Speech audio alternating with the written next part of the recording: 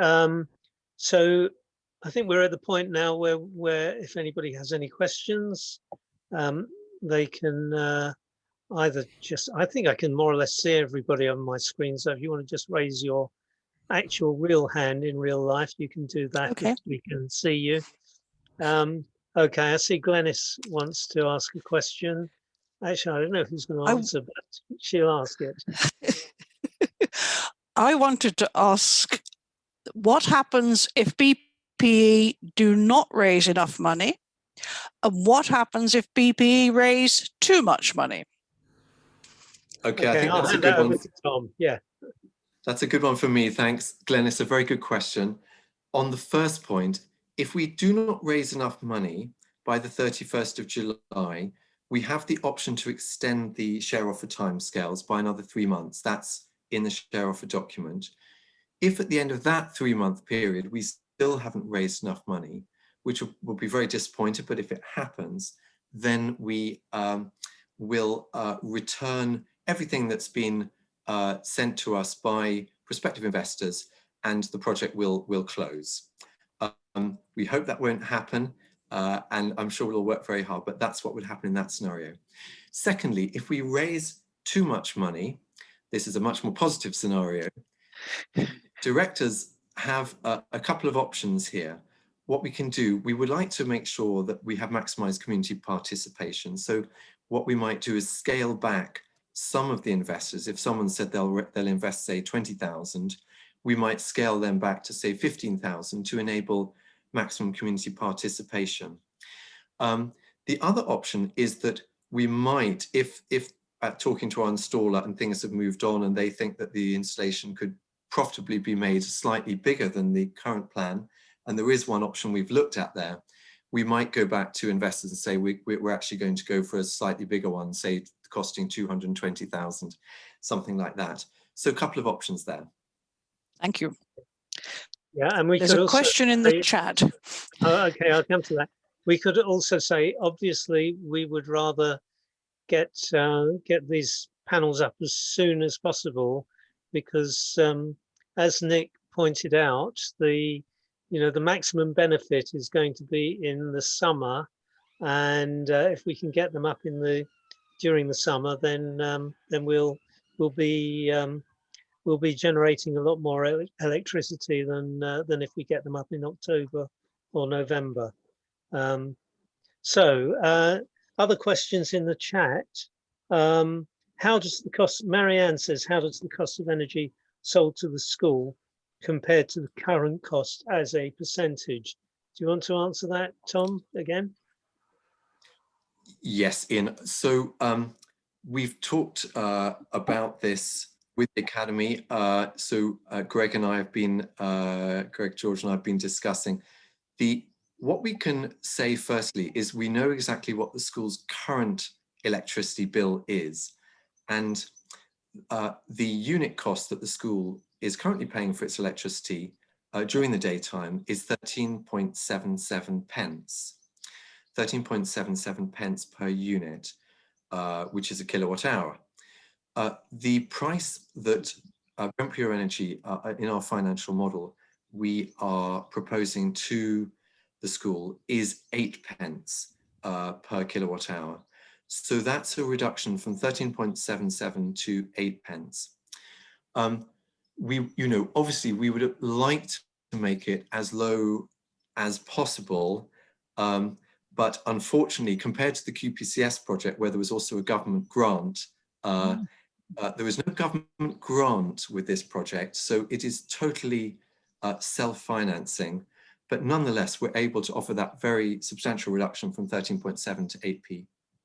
I believe it's 58% of 8 over 13.77. Thank you, Nick.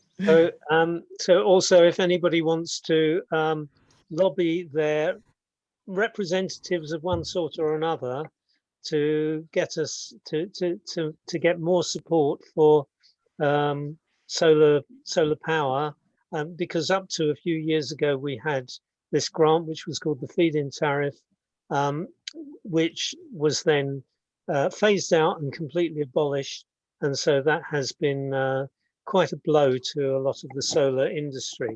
So so maybe if you have a contact with your political representatives, tell them that that solar panels should be supported. So somebody else put their hand up. I think Simon, you wanted to speak. Unmute yourself, Simon. Yeah, I was just wondering if you've looked at all at the economics of battery storage. Who would like to, well, shall I say something about that? I think Or- Nick's probably good on Yeah. that one. Well, I'm not sure how good I am. I looked at this a couple of years ago when someone tried to sell me a battery system for the house, and I figured I might save £100 a year, but the system would cost me about £300 a year. So the economics aren't good yet. I haven't done an in-depth study. It definitely isn't economical, not on the same scale as is just solar panels on their own. Yeah, I mean, it's But also, sorry, I just mentioned we're always open to advances in technology. There will come a point, I think, when batteries cost less and less. I mean, it's astounding that solar equipment has fallen in price by about 80% over the last 10 years. It's simply through mass production. The same may well happen with electric cars, which are the driving force for lithium batteries, and those are the kinds we would use. So you can't rule out that at some point in the future we might, come back and have another project which would install batteries with this Capital City Academy system and would increase the percentage of electricity the school could derive. Perhaps, I'm trying to think, well, what I say, 25, it could well double. And that Yeah. certainly would be something. yeah, I mean, as I understand it at the moment, most of the electricity, almost all of the electricity being generated will be used by the school, except maybe at the weekends. So having it fed into batteries is not going to, which would be useful if the school was open in the evenings, but since it's mostly going to be used during the day, there's not much to be gained by that. And since the electricity is being fed back into the grid, any surplus energy is being fed back into the grid. It becomes a social good for everybody. That electricity that adds to our adds to these carbon savings for everybody. Greg has pointed out that the cost per kilowatt hour to the school will increase by about 15% on the current rate that the school is paying when the new contract commences in October. So yes, the school will be saving more from then on, and it's quite likely that cost of energy supplied by the energy companies will increase further as time goes on, but the cost of our solar energy will not increase except in line with inflation. So any other questions? If you'd like to, Nick. Yeah. Can you see my hand being raised? Yeah. Yeah. Couple of questions. So with the size of the array is optimal, pretty much, it sounds like, at the current size, but you might increase it if you're oversubscribed. Presumably then, if you were slightly undersubscribed, you wouldn't decrease the size of the array? Tom, do you That's a question. Yeah. It's Nick, thanks for that question. It's a good question. So that is possible. We've gone out to 3 sort of very accredited installers to get quotes, look at possible sizing. Very interesting comparing between them and looking at some of the options which varied.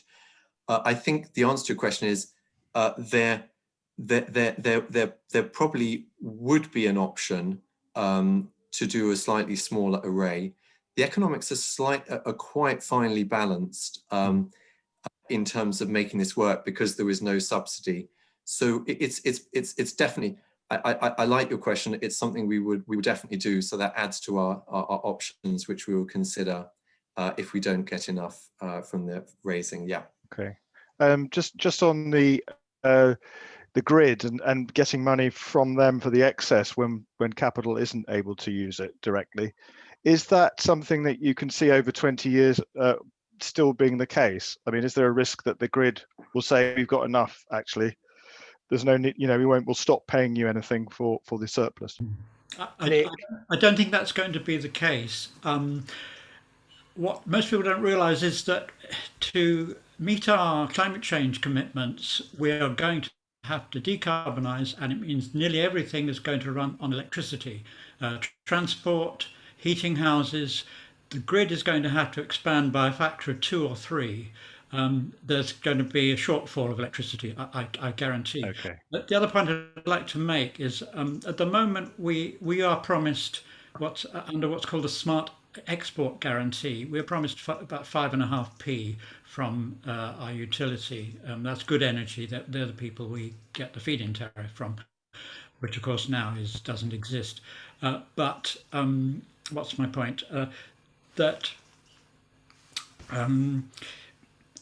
Sorry, I've lost the thread of what I'm going to say. Yes, okay. So that may well improve in the future. There is a very active lobby group promoting what's called a local energy bill, but we don't have enough support yet, and the government are opposed to it. Basically, it says small producers like ourselves of renewable energy should be able to sell our electricity through the grid at a commercial rate to named local consumers. If that were to come apart, then we may well be able to get, say, as much as 10p a unit for exported electricity. Now that opens up fantastic possibilities. For example, we could, or you could, somebody could put solar panels on the whole school, on the whole roof area, which is probably double or treble what we're proposing now, and the school could be an active generator of electricity and earn income from its exported electricity. So that would be a nice possibility. Right. So it sounds like there's really a positive risk there, as it were. That's really good news. Yeah. Right. Any other questions? If anybody, Glenys. I'd like to ask Armstrong something. Why weren't solar panels put on the school when it was first built? Armstrong, you're muted. Yes, I did. Sorry, yeah, there you go. No, I think the academies were built, mostly, they were sort of in the beginning of that was during the Blair years. They were built under quite tight budgets. And there wasn't, and you can see that most of the academies, you'll find that most of them are single buildings.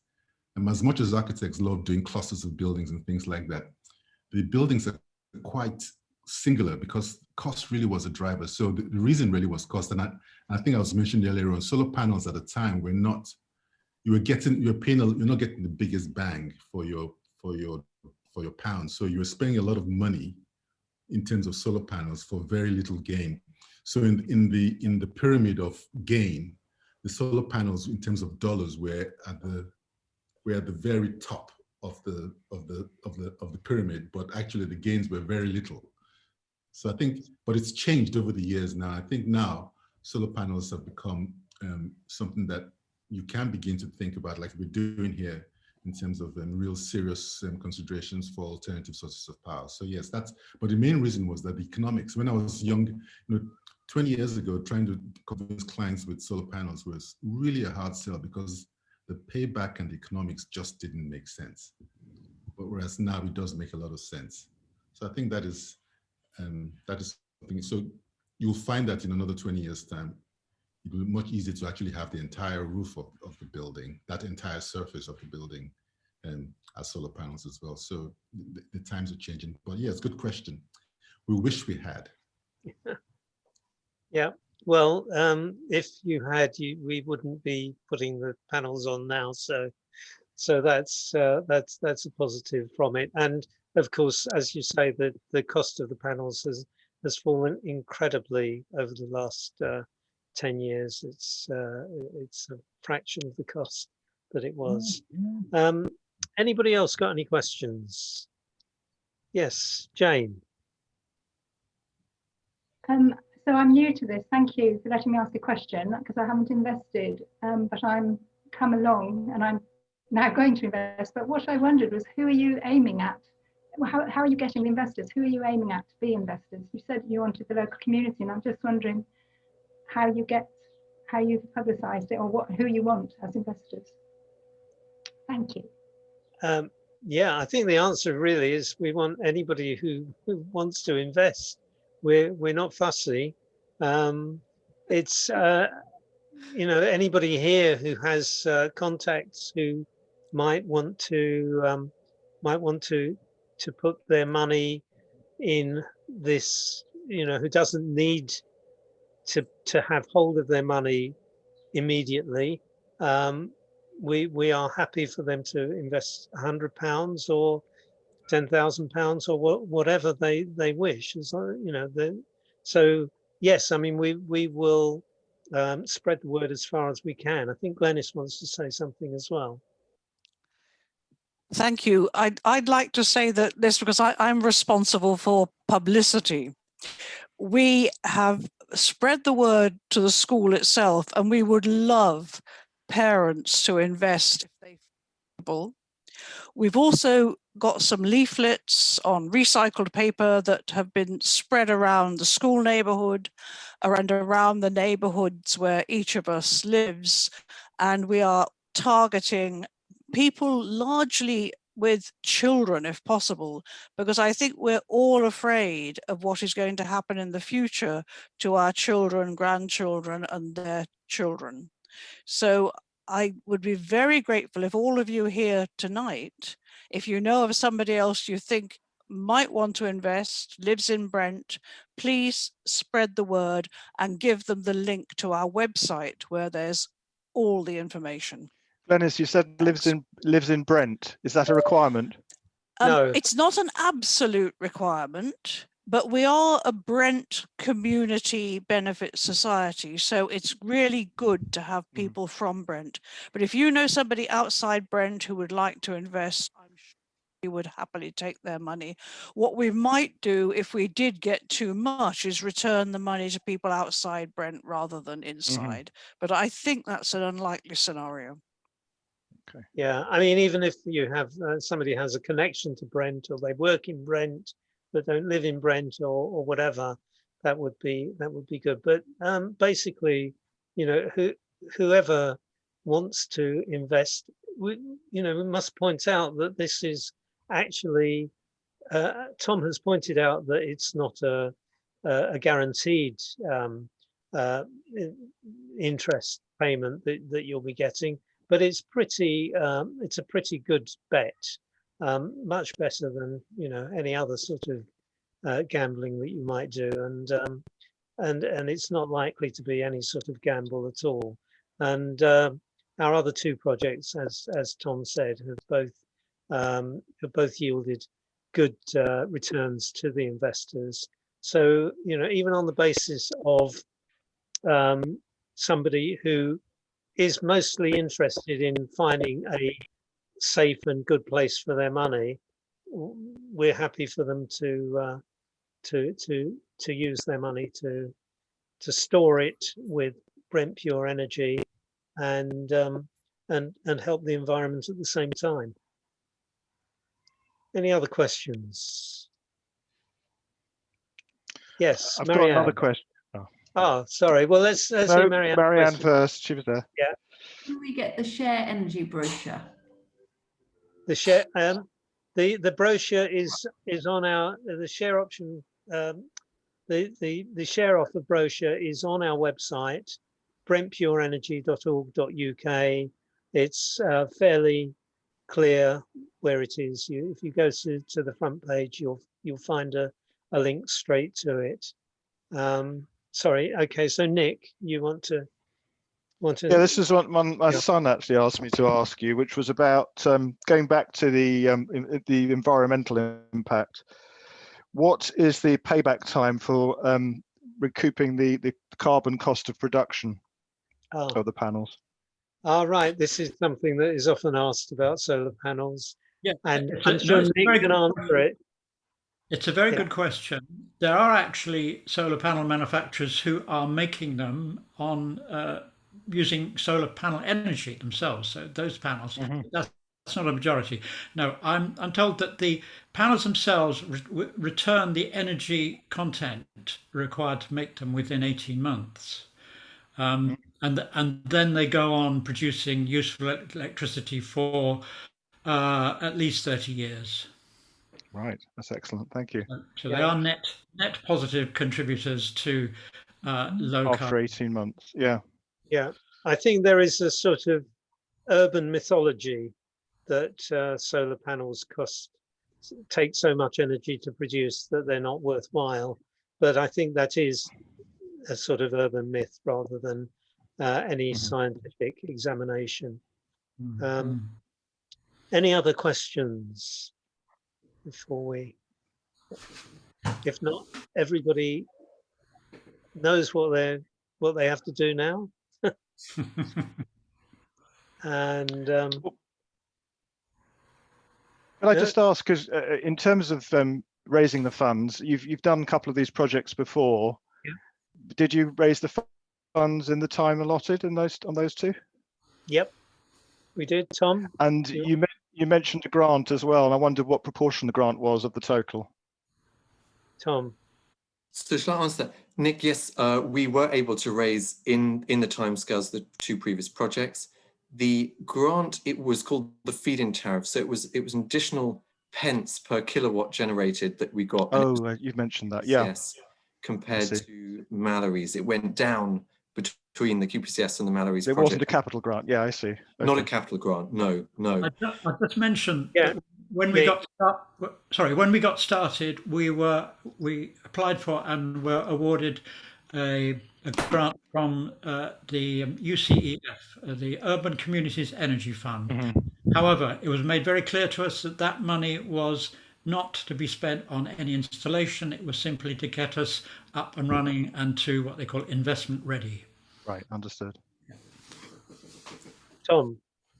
My final point I was going to add is we have gone through an exercise of communicating with existing Brent Pure Energy members to assess their appetite to invest in this share offer, and there was a very, very positive response. So when Glenys was talking before about, you know, the segments that we're targeting, we are expecting to get a good response from the existing membership, which will be great. But as said by Glenys, we also really would like to get engagement from the Academy parents and community as well. Absolutely. Yeah, and I could add that we have minimal running costs, in fact, as we are a not-for-profit organisation run on cooperative lines, and none of our directors is paid. So so there is minimal sort of cost as an organisation. So that's how we run things. Any other questions? I'm conscious of teachers' time I'm thinking about at the moment, Nick. Yeah. Ian. Yeah. I think we probably answered every question. If you have more questions, it's easy enough to go to the website brentpureenergy.org.uk. In fact, I will put it in the chat, and you can come, you know, ask anything you want there. So that's fine. So so thanks to everybody. It's been a good meeting, and I hope that you will all be able to invest something and persuade some of your friends, colleagues, relatives, or whoever to also invest and spread the word around. Thanks. Thank you. Okay. Thanks all. Thank you. Okay. Good night. Good night. Good night. Good night.